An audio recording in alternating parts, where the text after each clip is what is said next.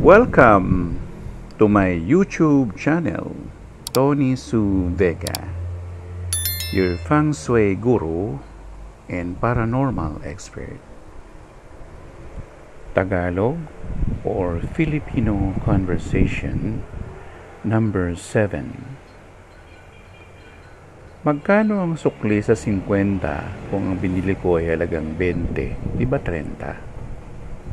How much change for my 50 had I bought for 20?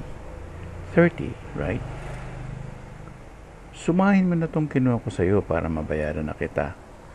Add up all I got so I can pay you.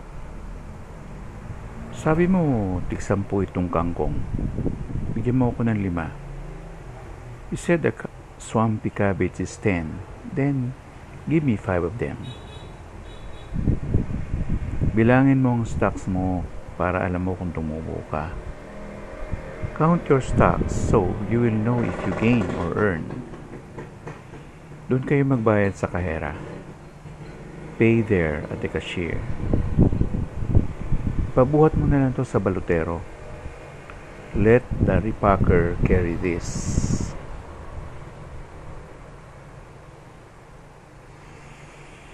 Magkano ang sukli sa 50 kung ang bini ko ay halagang 20, di ba 30? Magkano ang sukli sa 50 kung ang binili ko ay halagang 20, di ba 30? Magkano ang sukli sa 50 kung ang binili ko ay halagang 20, di ba 30? Magkano ang sukli sa 50 kung ang binili ko ay halagang 20, di ba 30? Magkano ang sukli sa 50 kung ang binili ko ay halagang 20, di ba 30? Sumahin mo na itong kinuha ko sa'yo para mabayaran na kita.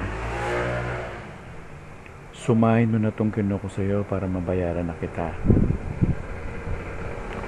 Sumahin mo na itong kinuha ko sa'yo para mabayaran na kita.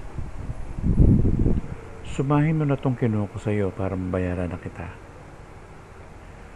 Sumahin mo na itong kinuha ko sa'yo para mabayaran kita. Sabi mo, tig-10 tong kangkong, bigyan mo ako ng 5. Sabi mo, tig-10 tong kangkong, bigyan mo ako ng 5. Sabi mo, tig-10 tong kangkong, bigyan mo ako ng 5. Sabi mo, tig-10 tong kangkong, bigyan mo ako ng 5. Sabi mo, tig-10 tong kangkong, bigyan mo ko ng 5. Bilangin mo ang mga stocks mo para alam mo kung tumubo ka. Bilangin mo ang stocks mo para alam mo kung tumubo ka. Bilangin mo ang stocks mo para alam mo kung tumubo ka.